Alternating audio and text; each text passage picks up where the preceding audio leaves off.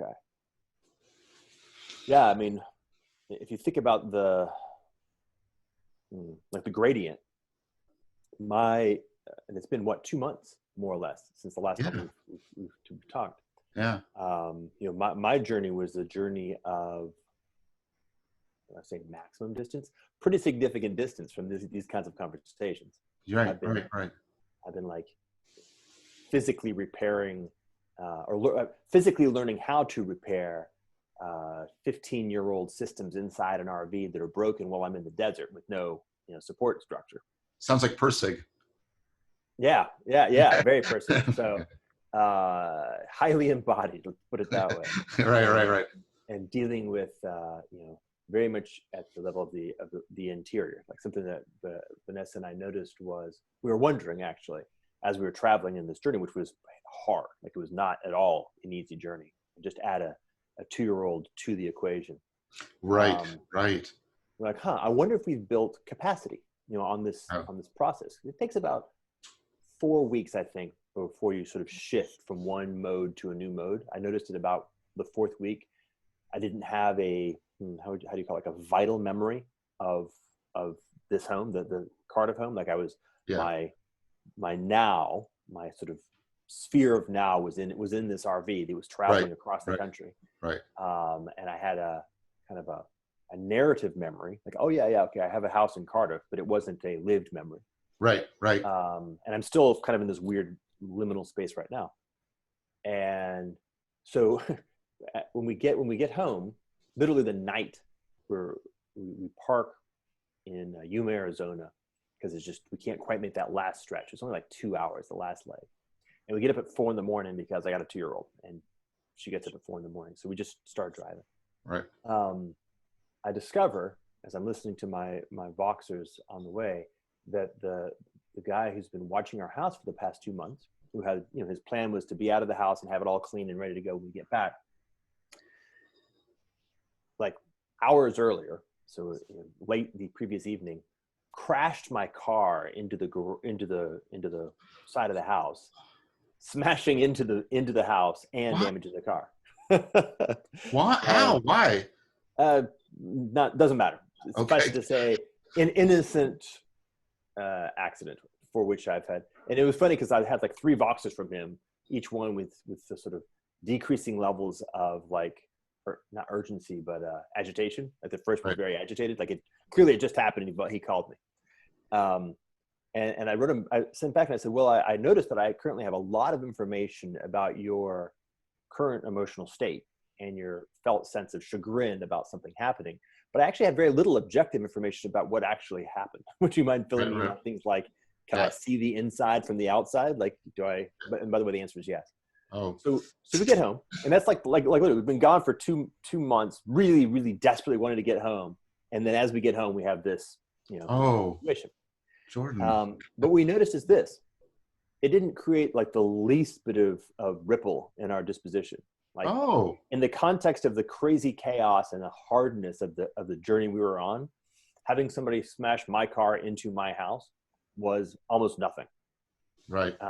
And we noticed it because like 2 or 3 people came and visited, and they were actually more agitated on our behalf about this event than we were. Like, maybe we did build some capacity to deal with untoward events. It's like in Tolkien, when the hobbits were turned back to the Shire after being in Mordor, and all of the things that are upsetting all the other hobbits, they're just laughing it off.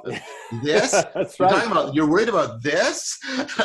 Like we faced a Dark Lord and an evil empire, and you're worried about this? Yeah. Yes, that's very much the sense. Yeah. And this is a pretty nice simulacrum of the Shire here. Southern California is pretty, right.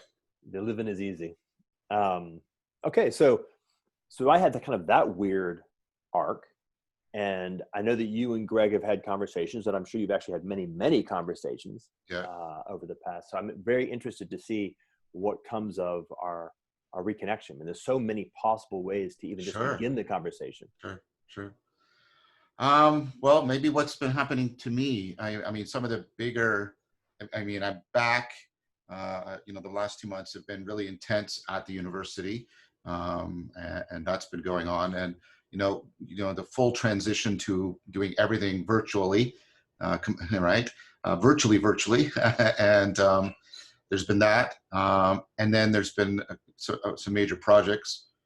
Christopher Masterpietro and I finished editing and contributing to Inner and Outer Dialogues, to which Greg also contributed, and we submitted that. And then we've also recently submitted an article, hopefully getting published, on how dialectic into dialogos can help one do what Nishitani recommended, which was convert nihilistic nothingness into luminous no-thingness, and how that works, and how that's a deep existential response available to us within dialogos, and why dialogos is especially appropriate for that way of responding deeply to nihilism. And then critiquing Nietzsche's, picking up on Nishitani's critique that Nietzsche didn't take it far enough. He couldn't take it far enough. He was still, there's been that project. And then, as you mentioned, Greg and I we just finished, it'll be released on this week, the last episode of Untangling the World Knot, which was a huge project to try and integrate an argument I have about the phenomenology and functionality of consciousness, building on relevance realization theory, with his more comprehensive theory of knowledge system. And that was really, really powerful, not just for the conceptual integration, and we explicitly also wanted to do this second thing. We wanted to exemplify dialogos in the generation of new ideas nevertheless at a high sort of theoretical level. And it was in fact, this was happening all along. And then in not the penultimate, but the penultimate episode, we mutually came to like this insight about, so we've been talking about like the adjectival qualia and the adverbial qualia, and then even lower our valence qualia. And then so building all of those together was like, that was been really exciting. Okay, hold on. So valence qualia, I believe I just had a valence qualia in the context of an inquiry in the direction of valence qualia. Yeah, so we started by noting, so the idea is adjectival qualia are like the greenness and the blueness, right? Which philosophers are very wont to focus on. And then I've made an argument that consciousness is actually more primordially the adverbial qualia, the here, nowness, the togetherness, right? And that you can lose the adjectival qualia in deep meditative states, but you don't lose the adverbial qualia. And then Greg was pointing out, but at the very basic level where you get operant conditioning and the rudiments of intelligent modification of behavior possible, you have to have something like pain and pleasure. And pain and pleasure, right, are more they're valence. They just sort of set you in a direction, right? And then, so if you'll allow me, they sort of are the big bang of the space that is then articulated by that's filled with adverbial qualia. And then within that filled space, we place the adjectival qualia. That's the model of consciousness that was emerging from the discussion. So that was in itself, I think it's a really an important integration with my theory and with his theory, in between our theories. But it was also the moment of it happening was this, because it was exemplifying a lot of the stuff that I'd been working on in, the inner and outer dialogues kind of idea, how you can get this co-emergence and you can get to a place where you can access distributed cognition and its collective intelligence, and you can restructure that collective intelligence to do something much more reflective in nature, other than just interpersonal intimacy, and arrive at, not just an idea. This is a way of reorienting and stitching together two huge, theoretical frameworks. And it was just like, it was like, that was a proof of concept, right? Here's an actual instance of it happening. And so that was a cool moment. And what we both noticed is we were already, friends before that, but it also did something about our relationship as colleagues, right? Yeah, well, I mean, in some sense, you, what is it? You're now conjugal. You've jointly given birth to something. It's mutual midwifery. Yeah, and I imagine that's a pretty potent relationship. Yeah. So, yeah. So it seems like this is the most important thing. So it's definitely the thing that I came back from my journey was the proposition, the sensibility that the kind of the basic hypothesis under which I've been operating now for quite some time, which is to say that no kludging, no jury rigging, no great reset of the fundamental system dynamics under which we have been operating for some long period of time. And this long period of time may be hundreds of years, it may be thousands of years. I don't necessarily need to name that precisely. Is going to do the job. We are requiring something much more fundamental in terms of change, innovation, and migration from where we are to some new water hole. And in the context of that, this thing that you were just discussing is the centerpiece, right? We've kind of almost our first conversation touched on that proposition. Yep, very much.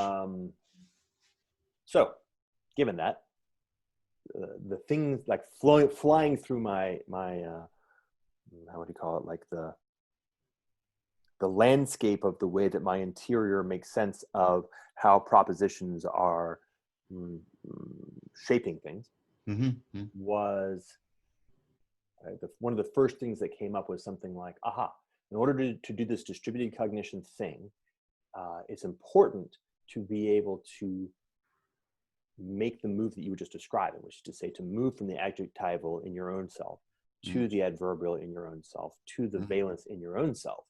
At the level of the valence, you and I can come into that's the point at which our capacity to achieve harmony or harmonization of relevance realization has its coordinating, exactly as you just said, right?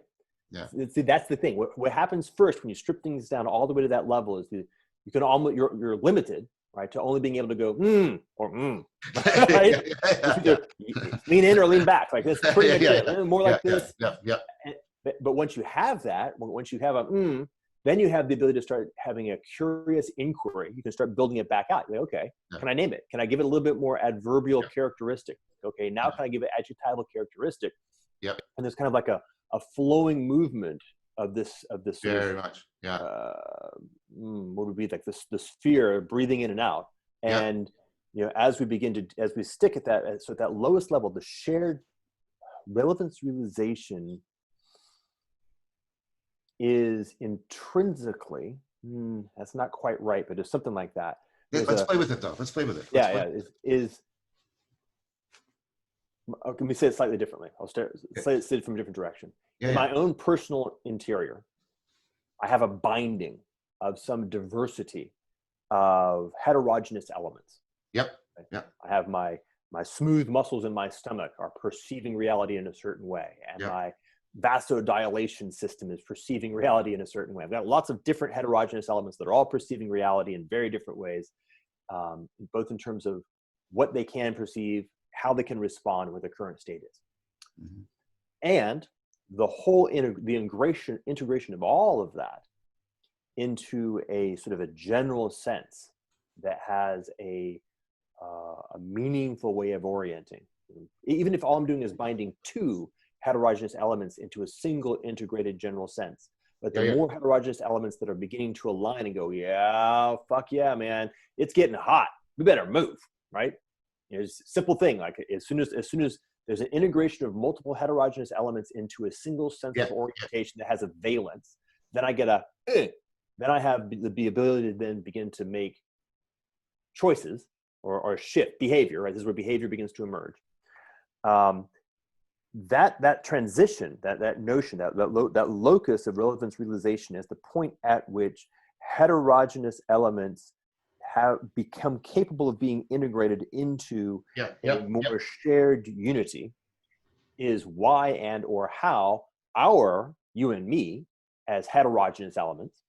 We get down to that level, we can begin to play in that space, which is the place where heterogeneous elements bind into a more unified wholeness. Okay. Okay, that was that was great. No, not bad. No, that's really good. I want to riff on that because that just sparked some stuff in me. So what that made me think of is, Christopher Moll's work on attention as cognitive unison. We think of attention under a misguided metaphor, like the spotlight metaphor, right? And the problem is there's different kinds of actions. There's actions you directly do, like walking, and there's actions you do by modifying other things you're doing. This is why it's an adverbial theory. So when I say to you walk, you get up and do it. If I say to you practice, you say practice what?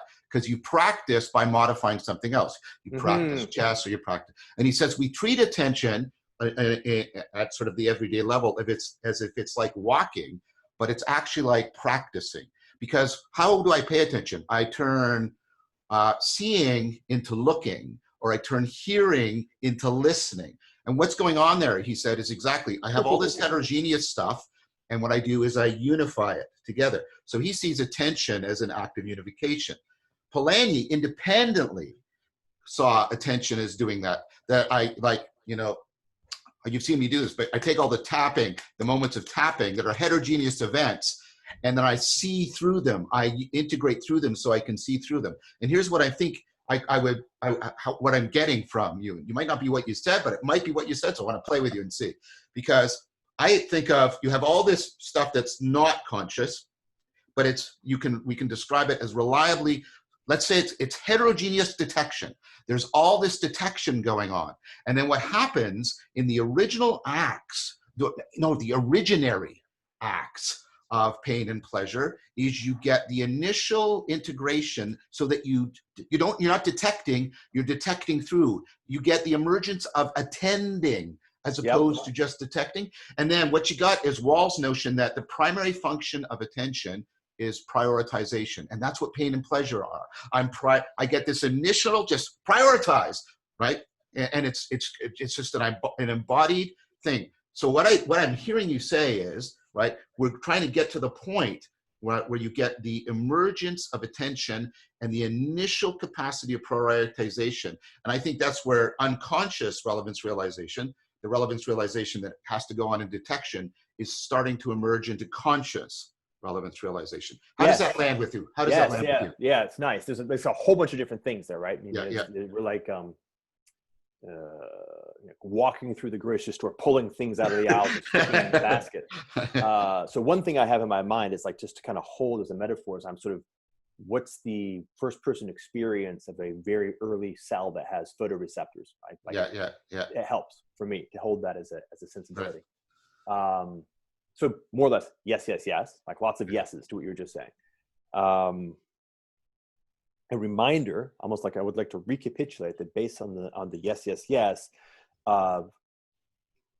and therefore let's remember that if we're endeavoring to now consciously or intentionally begin to explore how to generate a higher level of competence in distributed cognition, we can begin to use this theory to support that work. Right. So that's the secondary move. Okay. Another thing that came up was something like the loop from perception to expression, of which the simplest version of expression is action, right? So prioritization and the modifier, if I use that single cell, it's, light over there, it's more bright that way. Or all this, think about all the orientations. I've got an orientation of heterogeneous perception, right? But then I've got an integration of heterogeneous action. Yes, exactly. I've got to get all these metabolic processes, and I've got to be modeling yourself. Cilia. Right. So you've got these two moves. I got one loop of inputs. I got another loop of outputs. And there's a process by which there's a transition of heterogeneous inputs that become oriented into a unity, a wholeness of which is now prioritized or has a characterization to them.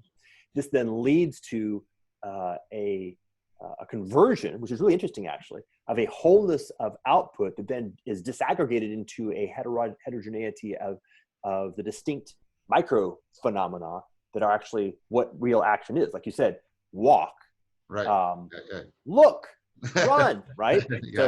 First, you orient my attention. I make sense of what's going on. It comes at me. And then all of a sudden I have this singular run and this huge cascade of dispositional shifts change in every aspect of my beingness, including my, my pupils dilate, my respiration increases, my attention focuses, and I run, right? So you got this sort of figure eight maneuver going like that with this movement from the maximally heterogeneous into the fully integrated wholeness and back and forth. Yeah, and the aspiration metaphor, I think, is excellent for that.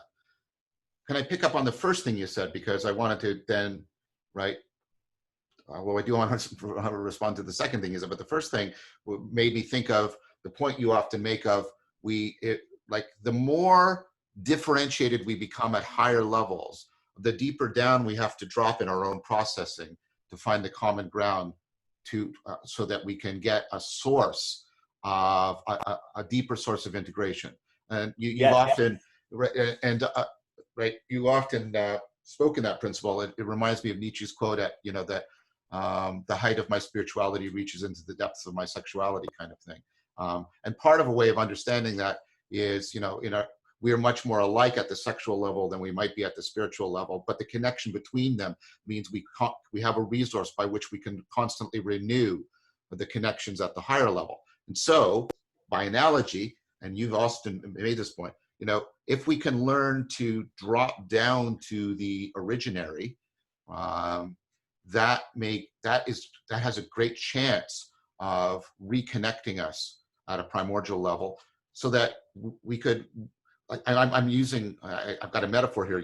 Like if we drop down, we're on these different mountain peaks, but if we drop down into the valley, we can then reclimb again, in a different way where we might not end up so far apart from each other.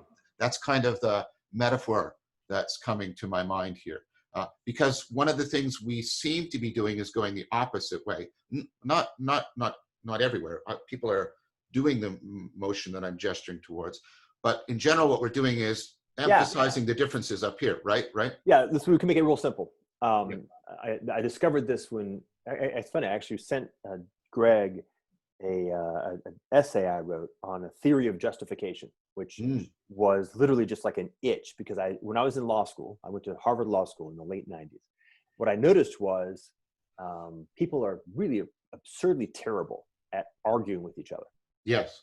Conversation, two people ostensibly well-educated, smart people having a conversation. If I just paid attention to the conversation, it was obvious that effectively, if I went 2 levels down in their language, right, the semantic models that they were using, the meanings of the words that they were using, and to some sense, the values and the grounding of what those words were, the dispute was happening here, but they were fighting up here, up there, and there's 0% chance that this is going to do anything, right? It's just right. So back to the point. Precisely that, right? A recognition that, almost as a simple heuristic practice, if we find ourselves in disagreement, the only valid move actually is to go down a level, go deeper, keep going until you find a point at which you can actually say, oh, got it. Oh, I see. Now I see what you're talking about. It didn't make sense before, because almost all disagreement happens at the level of there's 2 pieces to it. This seems interesting, actually. Okay. So one is what Benita Roach calls bad mappings, which is just to say a failure to recognize this stack, this hierarchy. You're from first person or lived all the way up to propositional. Right. Participatory to propositional, right? And recognize that my meaning of a given term is a bespoke connection between a repeatable semantic parsing. I hear the word dog enough times that I begin to think that it's the same thing every time I hear it. Right. And the actual mapping, the grounding of that in what can only be my personal first-person experience. Right? So I have a whole bunch of experiences. The word dog keeps being associated with some subset of those experiences. I keep cleaving away all the stuff that's not the same until eventually I come to something which seems to be the same each time. So, okay, that's dog. But you've got obviously got a very different experience, right? So there's going to be inevitable mapping distinctions, right? The word dog for you means something different than the word dog for me irrevocably, but there's also a commonality, right? So that's one is just straight up mapping errors. And so most arguments, and it's frustrating for me to experience it because it's such a silly error, but it's difficult for people in the contemporary environment to grasp, just require you to stop and say, oh, wait a minute, we probably have a mapping error. Let's slow down and go down exactly the levels until we find it. And the other, of course, is this thing that a gentleman named Joe Edelman first named for me quite well, which is we humans, and maybe modern humans, but certainly modern humans, have a very bad time. How does this work? So you've got what you think you want, or the way you name what you want, and what you need, or what you care about. Right. Yeah, and we conflate them all over the place. And we get like, so even like the simplest example is quite often, I remember when I was fasting at a certain point. Yeah. I actually, because it was such an extreme experience, I noticed like my mind would pop some notion of what would satisfy a need, like a piece of chocolate or like a drink of orange juice into my head. But since neither of those is going to happen, right? I was fasting. I would go, well, not that. And then I would realize, oh, actually, I'm tired, right? So the actual underlying need is I'm tired. My mind's like, I don't know, maybe chocolate will work. I don't know. What about orange juice? Like, I don't fucking know how to do this. Living's tough, man. I'm like, wow, we really do actually have a really hard time connecting our, and if you shift it from like that simple first person experience, way of describing it, say at the bottom are something like our, well, let's go back to our previous language. It's like our heterogeneous felt sense of where we are, what our current state is, and all the distinct aspects of self kind of sending in basically a status report. You know, things aren't going well, like that level at the level of valence, right? And then the translation from valence into adverb and from adverb into adjective is fraught with error, right? We sometimes suck at it, most of the times not particularly good at it. Transposition errors. Yeah, transposition errors. So if I've got a semantic mapping error here, where I think I'm saying one thing and you think you're hearing one thing, but we're actually just not even communicating. Once we get to the point where we're actually establishing a communications protocol that has mapping errors accounted for, so we're like, oh, okay, that's a mapping error. Let's figure that out. Then I've got the transposition error, which is okay, am I myself actually perceiving my own personal reality well? So that I'm actually expressing what's going on cleanly and clearly. And by the way, probably not. So let's be mindful of that and go slowly enough that we can actually notice where it's not happening and it is happening. Anyway, sorry. I think I got lost on that. No, you didn't. That was good.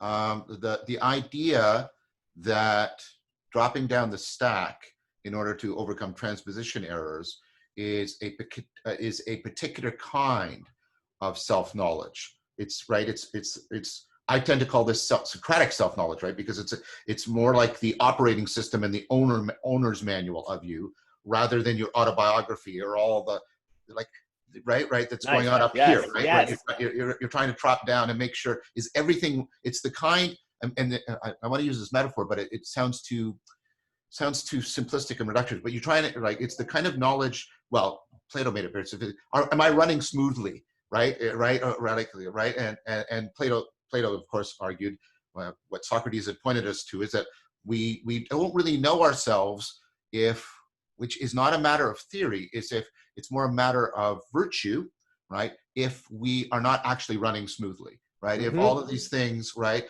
If what Plato called inner justice, the inner justice of the psyche, right? Nice. If everything isn't doing what it's supposed to be doing, with an eye to not interfering with what everything else is supposed to be doing, but they're also cooperating, and he uses an inner justice model, right? And he says and the basic argument is we're not capable of outer justice if we haven't realized inner justice, right? But what you've added is you've taken Socrates and you've sort of superimposed him onto Nietzsche, and the idea is this, right? This takes this really interesting, all the terms we have for this are so negative. It's I don't know. I don't want to say regression because that's the wrong term from Freud. But this dropping down, this returning to the source kind of thing, which I think is a very, very powerful idea. I like the way you put those two together. I thought that was really, really insightful, that there's a sense in which there's a kind of non-biographical, non-propositional knowing of yourself that is essential to your ability to connect to other people, in the sense of having the resiliency and resources to drop down levels so that you can reconstruct common ground and then recover the upper levels from that drop down. I think you're nodding, so I think I got you, what you were saying. Yeah, exactly. And so to sort of to put it in different language, it's a little bit like, well,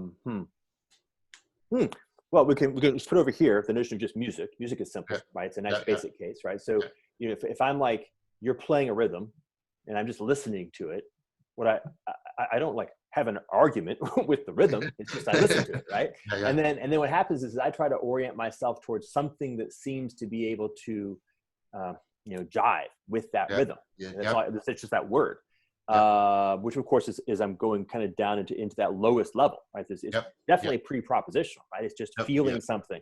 I'm feeling the rhythm, and I'm feeling into something that connects with that in a way that suddenly lands in more of a yesness, right? That's right. That valence, like I feel mental valence. That's not right. That ain't it. Oh, wait. Okay, there we are. Click. That notion of practice, right? I'm modifying something. It's shifting. Who knows what? I don't even care what it is, what I'm shifting, because I'm not paying attention to that. I know that something is shifting, and there's an orientation towards more yesness, more yesness, more yesness. Click. Okay, cool. Now we're vibing together. Now there's something going on which has a felt sense of wholeness to it, right? Now we're actually in the groove, in the same groove. Now that we're in the same groove, we can use that rhythm of the same groove. We can start doing more stuff, right? As long as you can hold the groove, now you can start layering things on top of it. Right. All right. That's what I had there. No, that's good. I like that. I mean, that's a very Taoist metaphor, which I really resonate with, which is another metaphor. Yeah. So I was wondering if then, right, it's just because I remember reading this in a cybernetic theory of mind, where they were trying to propose that pleasure was something like this running smoothly, right? And so that all the heterogeneity can get oriented. Like you said, like you kept saying, the whole of me comes together to say yes, and to say yes again. And that's sort of the primary of the valence, of the valence qualia.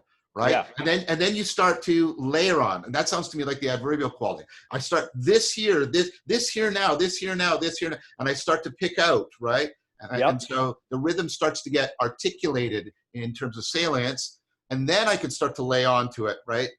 So good. You're nodding. So we're resonating. So I'm reminded of when you invoked music. And we're talking about this, I was reminded of Winckelmann's work on shamanism, and he talks about, we talk a lot, because we're post Upper Paleolithic transition, we talk a lot about cross-modular integration, you know, how I can map this concepts from this domain onto this domain, and and that's wonderful and amazing, and we celebrate it. But he said but that depends on what he calls neuroaxial integration, which is the integration this way. And what he says is, what you see shamans doing is they first really empower this, so that then they have novel abilities to connect between the modules, but they connect them in a way that, because they're doing this, they can transfer to other people. So they don't just out some mapping and people go, what the hell is that? They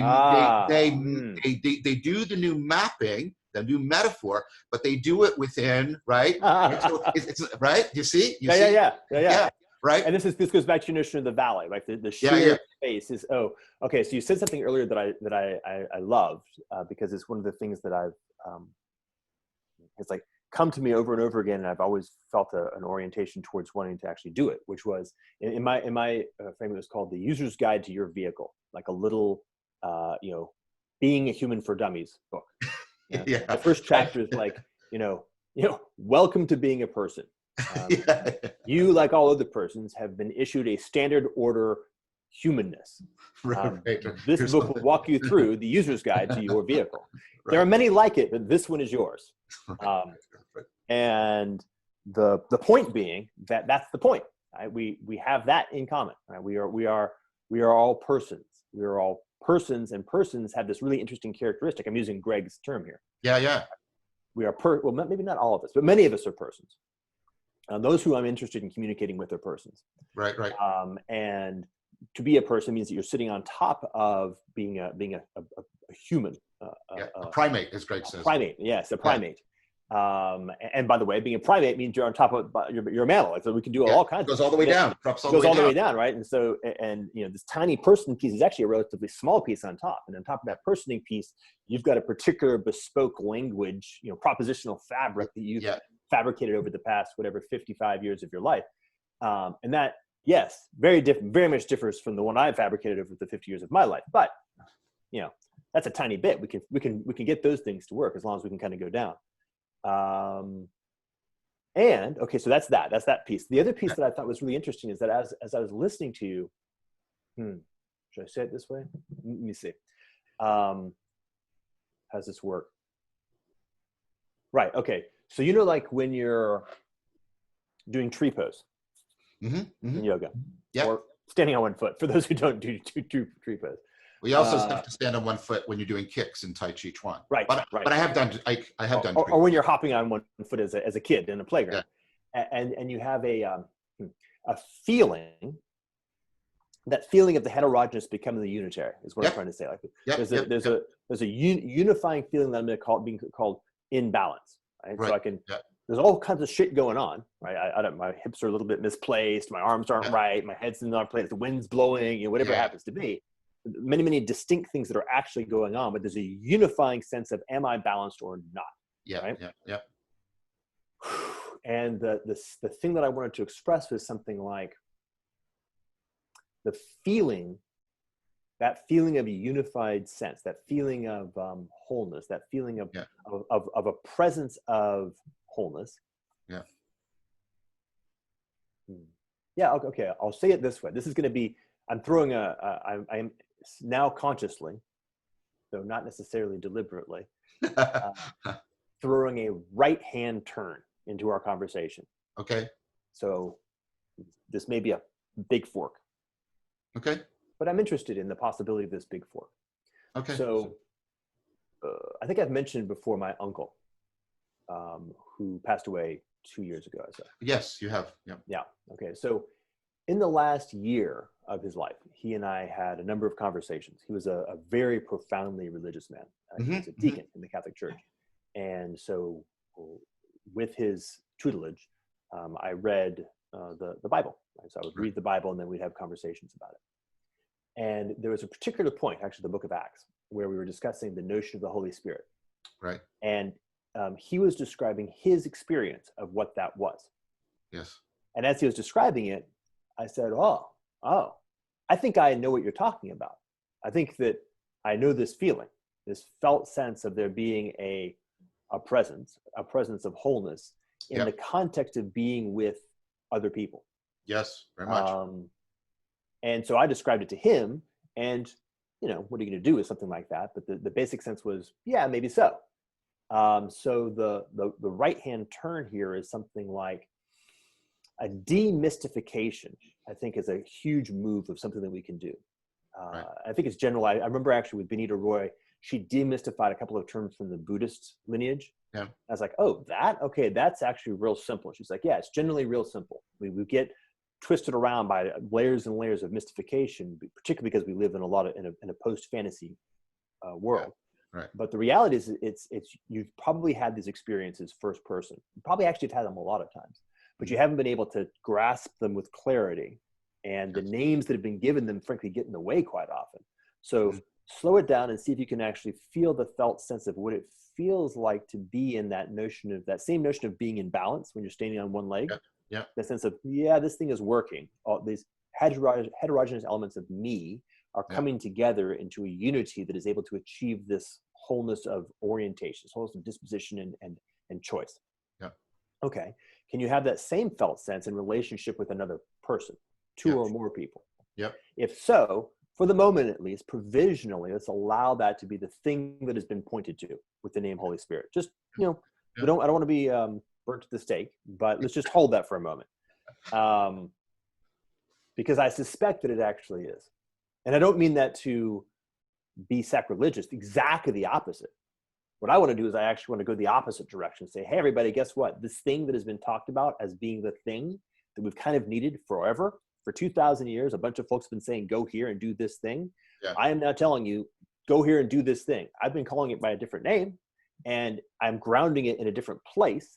But what I'd like to do is I'd like to propose a yoking that it is the same. Or at the very least, the thing that I'm talking about can get you to this other place in a way that is meaningful. And after that, I wave my hands and say, okay, now I'm simply in this place, and we'll see what happens. I don't think this is a right turn at all. Oh, wow. Okay.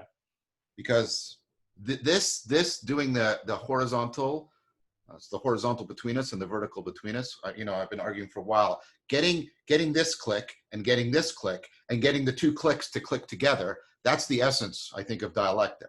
And the thing what Chris and I have been talking about, because we use the German word to try and say a bunch without. We use the word Geist as opposed spirit, or because the word Geist hangs between spirit, presence, and mind in this really way that is really helpful here. Normally, we want to cleanly distinguish and pull these apart. But what you're saying, what religions often want to do is say, yes, I understand why the analytic mind wants to pull them apart, but there's times when we have to remember that they need to click back together again. And what I saw you doing there is saying, well, what people were talking about, the Holy Spirit, and there's all this Christian doctrine attached to it, et cetera, et cetera. But, can we get to a place where I can enact what you mean rather than just looking at propositions that you've given me? Right? Yes, that's it. That's exactly it. Right. Right. So, and it's no coincidence that you found this in the book of Acts, of course. And then why I'm smiling is that idea of, right, I call what you call demystification naturalization, that I'm trying to explain it in terms, right, that are acceptable, would ultimately be acceptable to people coming from a secular scientific perspective. They don't have to commit to this religion or that religion. Right. That might not be exactly what you mean by demystification, but it's close enough so that I can see a similarity between what you were doing with your uncle and a really powerful conversation I recently had with Paul Vanderklay and J.P. Marceau about C.S. Lewis and miracles. Because I was trying to do that with miracles. And there was a one point in the conversation where I happened to have done something sort of very Socratic because it had a really powerful effect on Paul. And I said to him, well, is the placebo effect a miracle? Because what you're talking about here is you're talking about, right, how the upper level can, right. Yeah. And then, of course, that overlaps with shamanism, because shamanism is a very, this sounds dismissive, and it's exactly not dismissive. Shamanism is this comprehensive psychotechnology for individually and collectively bootstrapping and enhancing the placebo effect and taking it as far as it possibly can be taken. Yeah. And when you remember that 80% of our medications and our techniques are placebo effect, that's a pretty good healthcare system, right? That's a pretty good healthcare system if you can do that reliably. So, I mean, and what was interesting is how close we could get. And if what happened was the Christians, Paul and JP, who I both have very good faith relationships with, and they differed in their answers. JP said no, and right, it can't be, right, because he saw it, as I did, as within the naturalistic world order, right? But Paul said yes, it is, and he's actually released a video on it, right? Now, I'm not trying to pit them against each other, anything simplistic. What I mean is, what I'm trying to point to is that this, even what's supposed to be a prototypical religious phenomena, like a miracle, actually is like this thing that's really multifaceted and kind of amorphous. And people are trying to, it's grounded in something, but do you see what I'm trying to do here with my hands? I'm trying to, yeah. Well, I mean, so it's almost like if we sort of, all right, I'll do my hands too. if we've moved things into the right order, which seems to be a lot of what you and I have been spending time on. Yeah, which I love a lot, by the way. There's a proper place for the ineffable. Yes. This is a really good way of being in relationship with the ineffable. Right? Yeah. And okay, so when I say demystify, I think what I actually mean is actually very specific, and I think it's important to make this distinction. Yeah. I don't mean to endeavor to eliminate mystery or the mystery, capital T, capital M. Yeah. Quite the opposite. Yeah. When my experience and my sense is that and it's very much like the Francis Bacon, the pinning of terms, propositions to the mystery is profane. It is the most profane thing, actually. Right. So when I say demystify, I'm actually making a move where I'm pulling the pin out of the mystery, which removes the power of the mystery from the pin, which in this term would be the term or the word. Yeah. Evaporating it now, because it now becomes goes back to its reality, which is not a whole lot. It's a bunch of sounds, and then allowing the mystery to return back to its ineffability, which is its proper place. Yeah. So when I say demystify, that's both moves, right? I'm actually totally, and that's humiliating the term, and what would be the right term? Glorifying the mystery. I that's exactly it. Because what happened out in the conversation was that we were both talking. So that point about the ineffable, it's like there's the valence that we express as awe towards the ineffable, right? Mm-hmm. And it came out, and what was really interesting was what both JP and Paul were saying. I was really learning something about what was the inactive piece they wanted. After all this doctrine, what was the inactive piece that I could click with? And what they said was, well, what it is it's to remember that there's lots of really strange things, lots of really strange stuff happening, and strange. And what a miracle does is almost like the opposite of your pin. It gives you something that suddenly gathers all the strange together for you, and sort of brings it together, makes all the strange click together. And so that what was strange and dark is now still strange, but light. And so I said, well, does that make what Einstein does a miracle? Because he takes all these anomalous phenomena, Brownian motion, and the stuff happening with Mercury, all the anomalies hanging around the edges of Newton, and he goes, oh, if you do this really weird idea, relativity, all this weirdness, suddenly you can grasp it all together. And that's where the conversation hit this sort of like lull. It was like, because I got what they meant, but then I did it in a context that isn't traditionally described as religious. And as we both know, Einstein has a profound reverence for the mysterious. It's at the core of his scientific practice, right? And if anybody was a naturalist, it's also Einstein. God doesn't play dice, right? So what I want to get at, I'm using that as, I'm invoking Einstein because this is something I've been really thinking about. In fact, right on the cutting edge of my thinking. Is there a rationality? Give me time on this. Is there a rationality? Is there an ineffable rationality? Now, let me give you a metaphor of what I mean, and it's based on Gallagher's work. Okay, we have one way of thinking of rationality. Let's use Greg's idea. It's at the level of just what it is to be rational is to be able to justify my actions. It's the justification thing. But what about the kind of rationality when someone is skiing, right? And they are right. They're reflecting. They're not stepping out of the perspectival, but they are nevertheless reflecting on what they're doing, and they're learning and teaching. And so I call this the rationality of articulation, trying to you breaking it into parts and making yourself aware of it. And it's almost like speech, but you're not talking to yourself. Ryle gives the example. You were just in an RV, right? You're driving and you notice that you're out of gas, and you pull over. You don't say to yourself, "Hey, I'm out of gas." Right? There's a rationality.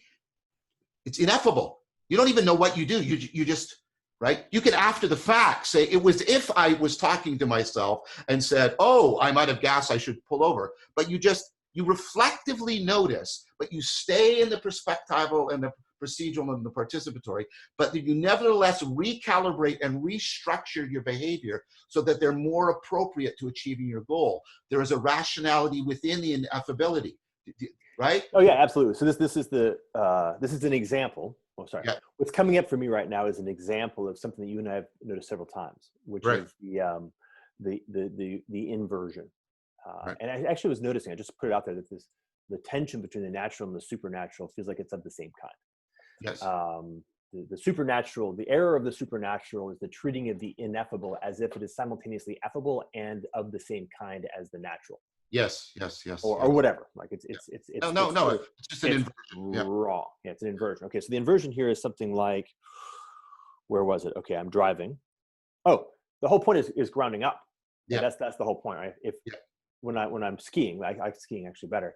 There's a hyper complex phenomenology, right? All kinds of crazy shit's going on faster than I'm normally able to process.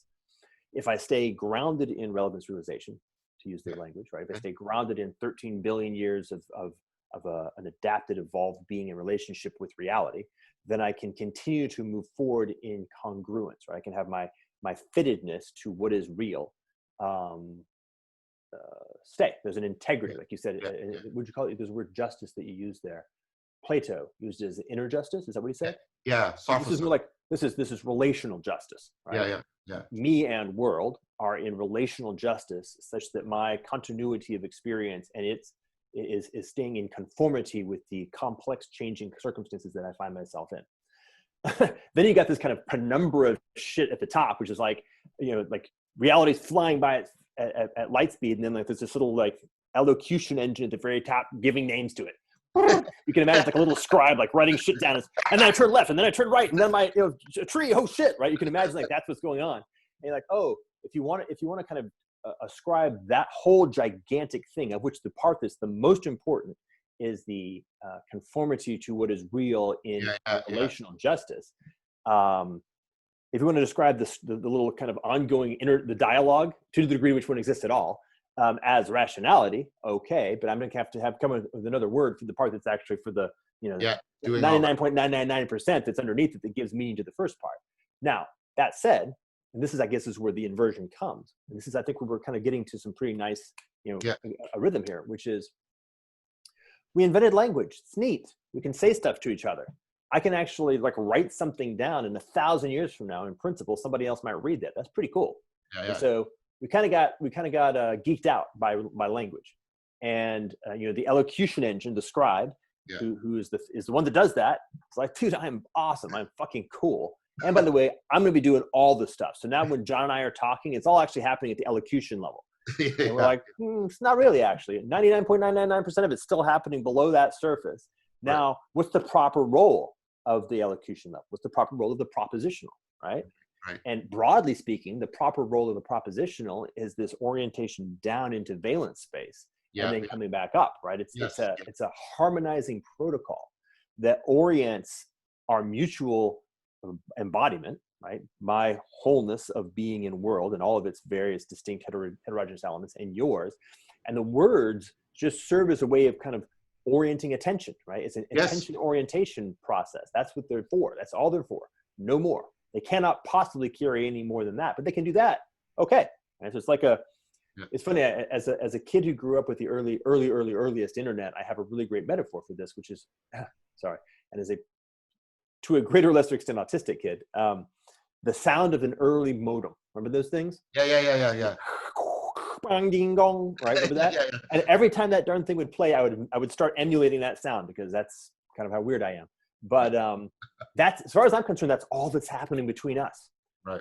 The word is establishing a protocol for communication. The communication is not happening in the words. The words just form the possibility of a harmonization between the much larger aspects of wholeness of self that are grounded in this notion of valence, and then adverbs, and then adjectives. And we have like a loop back. So I say stuff, you hear stuff, but that's happening like at the outer edge of our two sort of figure eights. Then the two figure eights come into harmony, and then there's actually something really cool that happens, which is they somehow click into something which has once the harmony begins to reach a certain level of consistency and fluidity, and consistency, like I can bump it and it stays, it holds, it has an integrity of itself, a relational justice. It can hold water, it can hold something. Then that actually has an interior of itself, and it can begin to do something that has an inner loop and an outer loop. Yes. Okay, a bunch of stuff, man, just sparks.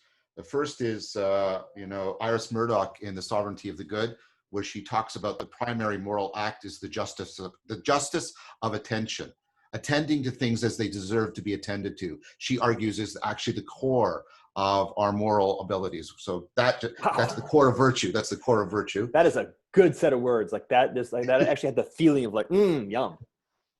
And then I was thinking about about the pin, taking the pin out, and I was thinking, when we take the pin out, so we stop fixating on it, and I'm picking up on the fixation of the pin metaphor. We're turning the idol back into an icon, right? And we can only do that, right, to the degree, right? We can only see through it justly. Again, this Socratic thing, if we have the inner justice. And then those two things led to this thought. Morton's idea of hyper objects, and the idea a hyper object is something that, well, you know what a hyper object is. Morton's idea, like the East India Trading Company or England or evolution. It's not located in a specific time or place, or even reducible to a specific set of organisms or people. It's this thing, right? This huge dynamical system through which things flow. And the idea is, following your Aurora's work, that the best way to track a dynamical system is to become a dynamical system. I've been working with the idea that, with Daniel Chappie, that what we do in group, in distributed cognition, is that we try to create dynamical systems that can grasp hyper objects, right? And that was one of the primary functions of religion. But I was also now thinking, but what Jordan is saying is, not only between people do we create these more comprehensive dynamical systems that allow us to grok hyper objects, we also intrapsychically, we're trying to get these more comprehensive dynamical systems that allow us to grok hyper objects. And then the two have to be resonant together in a powerful way. Is that landing for you? Yeah, that's really nice. And then the implication there, which is really interesting. Oh, right on. Okay, so let's see. Kind of rewinding. Remember, I mentioned my primary hypothesis. Right. So one of the ways that I've languaged this is at the level of kind of information theory or computational, which is to say that the complexity of the environment in which we're operating is strictly vastly larger than the computational capacity that we're capable of as a distributed cognition under the architecture that we currently use. Yep. So the question is something like, well, how, to put it in a very odd way, how do we generate a computer? How do we generate a computational capacity, right, a distributed cognition that has an information processing capacity which is equal to the task of the actual complexity of this complex system with which we are in relationship? Yep. Which we might call now the whole world, right? Because this is one of the challenges. The whole world, including the whole of humanity, the whole world, including the whole of humanity, and the technological change that humanity outputs, right? So that's a big problem. And what I was feeling, it's funny, I was feeling like this situation of like, I have it's almost like a globule. And I feel like almost like one of those little things floating inside what are those things called that the hippies used to light up? A lava lamp. Yeah. A little globule. And that globule has like a quantum or a quantity of computational complexity of which it is capable. Right. And a part of what I do, and I think a part of what everybody does, particularly if you're really orienting in this direction of verticality, is you change the shape of your globule to try to conform to the complex system that you're interacting with. Totally. You're trying to grasp the problem of riding a bike. You sort of shape your complexity to that, and you're using your your sphincters, and you're using your whatever elements, right, to fit it. Right? And you're up to a certain level of task, right, to the degree to which you've become skillful in orienting your shape to conform to the environment the complex environment that you're operating with, and the degree to which the sort of total volume of your globule is adequate to the complexity of the environment you're operating with, you now have what I would actually call sovereignty. Right? You have the capacity to be in enduring right relationship with that reality. Right. Now, what we were just discussing is a way in which my globule and your globule can come together to form a larger globule, right, which now has, in this case, twice or J plus J volume, but has the new problem of actually now having to build a skillfulness of shifting our globules into conformity with the complex problem that we're dealing with. Right. Now, what we've just identified is that if the end state of where we're trying to get to is a globule, in this case, the unity of humans, enough humans, coming into relationship in this way, such that our individual globules, or individual complex capacity, becomes coherent or orients with each other so as to form a larger whole. We have 3 tasks.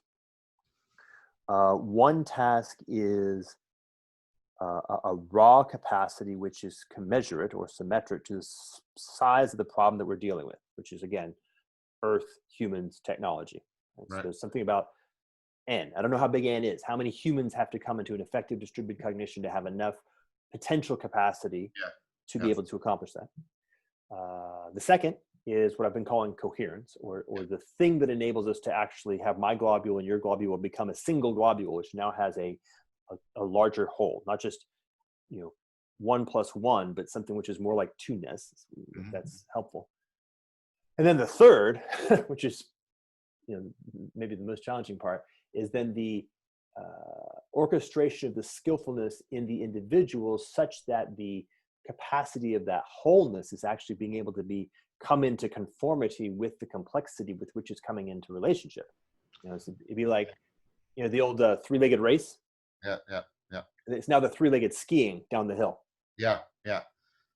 And I was thinking of that final point was the one that was becoming most prominent in my mind, because you have the problem, right? You see this in complex systems theories. You see this in the expansion of the Roman Empire. The Roman Empire is this complexifying thing that is complexifying in order to, right, conquer and control more and more of the world. But it gets to this point where it's the complexity that it's creating to solve its external problems becomes the problem, right? And so it can't complexify to deal with the problem because its problem is its own internal complexity. So that's why it's become more and more like that's why like the Socratic self-knowledge and the Platonic interpersonal connection have to be super synced together, right? We have to be and I don't mean just our individual self-knowledge. The coherent distributed system has to have self-knowledge machinery, right? We have to have recursive Socratic knowing if we're going to afford this Platonic expansion of our conformity to reality. And that's the point that for me is the one that I think is, well, I don't know. I don't want to make it metaphysical. I concentrate my efforts there because that's where my talents, I think, are, but also because I see that is the requirement that is most being polluted right now by idolatry, by various forms of idolatry, and I include a lot of ideological thinking as idolatry, right? By narcissism, by an individualism that misunderstands Socratic knowledge as self-possession, as having an identity, as opposed to aspiring to an increasing conformity, to oneself, to others, and to the world. Like this, for me, this is where the problem that you have articulated, and it's had a huge influence on me, as you know, right? That's where the problem bites me. It's like that's where I see a huge obstacle to realizing the vision you're articulating, and where I also feel it's an affordance for me, where my talents are most able to grasp that particular obstacle and interact with it and try to ameliorate it in some fashion. Would you mind naming that obstacle again? The obstacle is, the obstacle that is preventing us from both the intrapersonal and the interpersonal Socratic self-knowledge that is needed to prevent the internal complexity from becoming like the Roman Empire when it had expanded to its limits, right?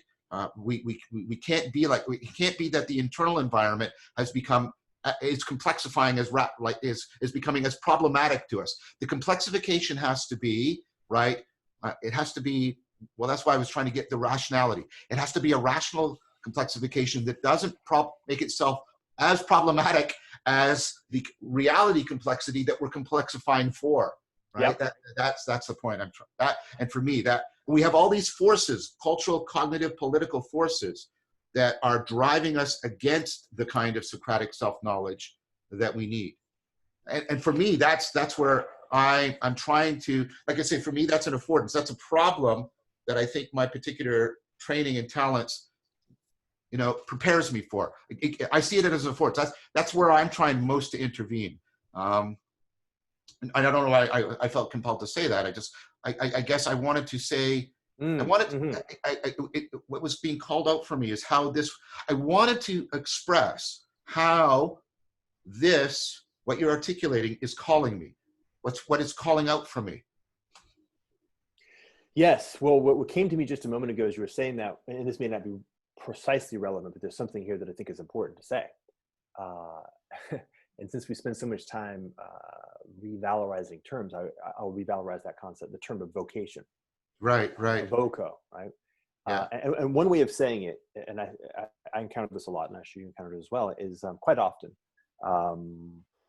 people, and by people I mean kind of like looky-loos on the internet, will complain that I'm not doing the thing they want me to do.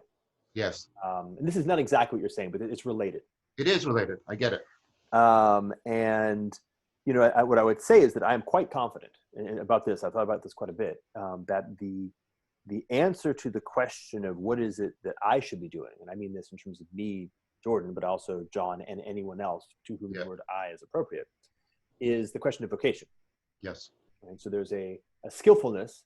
Part of the process of being able to participate in distributed cognition is the skillfulness of being able to rightly orient yourself to that to which you are called, right? Right. To hear the calling well, to listen well to what is being called forth, and then to bring your aspect, your globule, it has a shape in the larger shapiness, right? And quite often, to be perfectly frank, the rejoinder that I would send to these looky-loos is, well, maybe that's yours. Maybe that's the thing that you're supposed to be doing. And I get it. It probably is really hard and it feels really important to you.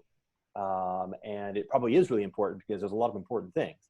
And the right thing to do right now is to figure out how do you actually simultaneously, remember this demystification? Yeah. How do you sort of unpin yourself so that you're no longer held captive or pinioned in the sense of the bird by a whole bunch of constraints. And by the way, many bad habits and mechanisms of action and behavior and thinking, terms that are confusing, all kinds of shit. How do you liberate yourself to be able to then listen to your vocation and then to express your vocation into the world with clarity and elegance? That's beautiful. That is so Socratic, though, right? Because Socrates had his divine sign and he had a sense of mission, right? That he had a vocation, and what that, I think you put your finger on a dimension. We keep circling back around to the sacred, right? But this is a dimension that we haven't talked about very much, about the sacred, and you even put in a virtuous framing. The sacred also is vocational. Yaden has a book called The Sense of Being Called. It calls us, right? But there's a normativity, but it's a normativity that is tailored to me, right? Right? Or tailored to us, because vocational calls are at multiple levels, right? And we're also called to coordinate our individual and our collective callings. But what I mean, Jordan, is I mean, we should probably wrap it up for today, but what I propose to you that one of the things we might want to explore together is this vocational aspect, right? Because the vocational brings the Socratic self-knowledge into dialogue with the ineffable. Because when you're called, you don't know what you're like. You're only called if it's properly ineffable to you, right? Right. Well, all right, can I take just squeeze a few more minutes out of this? Yeah, sure. All right. I've been gone a long time, so I have some juice. There's like a bunch of simplifications. Like I keep wanting to simplify. Keep it away from that mysterious heaviness that makes it confusing and in fact impossible. The point of that is that the supernatural move, to which I don't want to ascribe too much aspersion, but the supernatural move makes it impossible. That's what it does. By exiting it from the real, it makes it impossible. When in fact it's not impossible, it's just ineffable. Those aren't the same thing. Yeah. So a simple version of this is that movement back from valence to adverbial to adjectival. Yes. And the sense of calling, when it resonates between the levels, so they resonate with each other, that's a sense of vocation. Yes. That's beautiful. So, that's beautiful. Right on. Well, your expectation that we would really spark after the lacuna was very prescient. This was very powerful for me. I think there was a lot of stuff in that it's opening up the possibility of future discussion. So I mean this in friendship. Welcome back. It's great to be in dialogue with you again. Thanks. Yeah, it was fun. I look forward to an appropriately amazing level of a conversation with you and some of our other friends over the next several weeks. Yeah, well, we're going to try and get the band together at some point, right? And do the four-way Dialogos again. So yeah. I'm really looking forward to that. I think that'll be, because everybody's done these arcs that are are differentiated, but have so much potential for consonance. It's just going to be really amazing when we jam together again. So I'm really, as you can tell, I'm really excited about that. Right on. Bye, man. Yeah. Bye, my friend. Take good care. Bye, you too.